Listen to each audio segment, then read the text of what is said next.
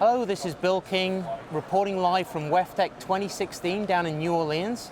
I've made my way over to Trojan Technologies booth. I'm here with Adam Festger, Market Manager with Trojan Technologies. Hey, Adam, nice to see you. Nice to see you. Thanks for having me. Yeah, so today what we're going to be talking about is water reuse. Obviously something that's been trending in our industry over the last 5 years with a lot of drought out in the western states. And Adam, I was hoping you could talk a little bit about how Trojan's involved in water reuse. Yeah. It's a really important topic for us, and we, as Trojan, have been involved in water reuse for most of our 40-year history. Specifically over the last 20 years, we've been heavily involved in the research and installing projects, helping customers understand why UV makes sense in reuse applications. So here we are, 1.5 billion gallons per day of installed capacity, and about 20 years later. So we feel like we have a lot of history in reuse. We have a lot to bring to the table there. So what are some of the alternative technologies that are used in disinfecting wastewater for water reuse? Well, the main other technology is chlorine. And chlorine, of course, involves the addition of sodium hypochlorite, a chemical, to the water to disinfect. That requires that we remove that chlorine from the water before we send it out to a receiving body. So when we talk about reuse, we're looking for sustainable solutions. Most people we talk to are not interested in using chemicals if they don't have to. So that's one of the big advantages that UV brings to the table, is it's non-chemical. We're using UV light to inactivate microorganisms. It's a physical process. It's clean, it's safe, it's got a lower life cycle cost. So it brings quite a few advantages to water reuse applications. So obviously there's lots of different types of water reuse projects. Perhaps the most consumer charged is the treatment of wastewater into a potable drinking water product. Yeah. How's Trojan involved in water reuse as it relates to drinking water?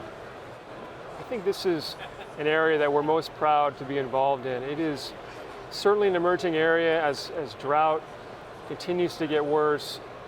More and more communities are looking at converting wastewater into drinking water, making the wastewater plant a source of supply for drinking water. Over the last 10 to 15 years, this has really developed, and we're seeing more and more interest all across the country in this.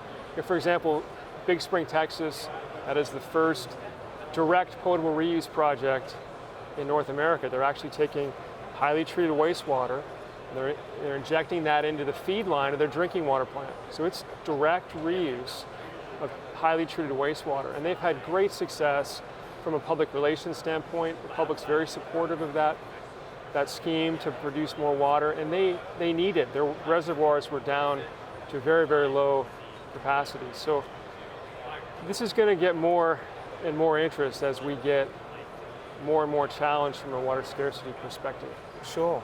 And then there's other water reuse projects such as groundwater replenishment, perhaps a little bit more common than the drinking water one, not quite so consumer charged. Can you talk a little bit about groundwater replenishment?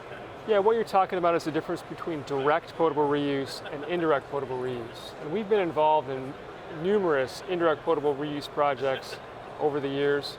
The groundwater replenishment system with the Orange County Water District in California is a great example. They just surpassed 200 billion gallons of water produced at the GWRS. So we're really honored to be part of that system that really pioneered indirect potable reuse in our country over the last 25 years. But in that process, you use a sequence of treatment technologies, microfiltration, reverse osmosis, and then uv-oxidation. So uv-oxidation is when we add a little bit of oxidant ahead of our UV system. We use high UV energies to create a hydroxyl radical, which helps us to destroy chemical contaminants as well as disinfecting. So we're providing that high-level disinfection I was talking about earlier, while at the same time, we're destroying chemicals.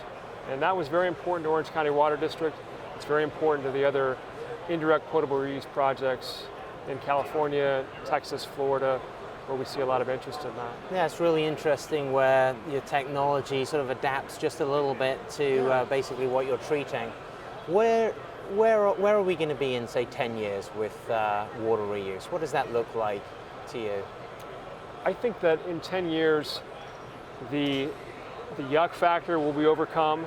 We will be seeing very commonly around our country systems that take wastewater, treat it to a high level, to drinking water quality, to beyond drinking water quality even, and use that as source water for the drinking water plants. And I think this is going to be commonplace as we struggle with impaired waters, with sources of supply that are contaminated, sources of supply that are depleting because of the population increasing and drought. So I think we're going to be seeing a lot more reuse over the next 10 years. Great. Well, as communities start thinking about their water sources, how do they get in touch with Trojan Technologies? Lots of different ways. One of the places you can get in touch with us is our website. It's uv-waterreuse.com. So check us out there. It describes how we're involved in reuse, describes some of our different products, TrojanUV Signa, TrojanUV Fox, some of our different offerings that we bring to the water reuse facilities. Great. Well, Adam, thank you very much for your time. It's been a pleasure. Thanks, Bill. Good to talk with you.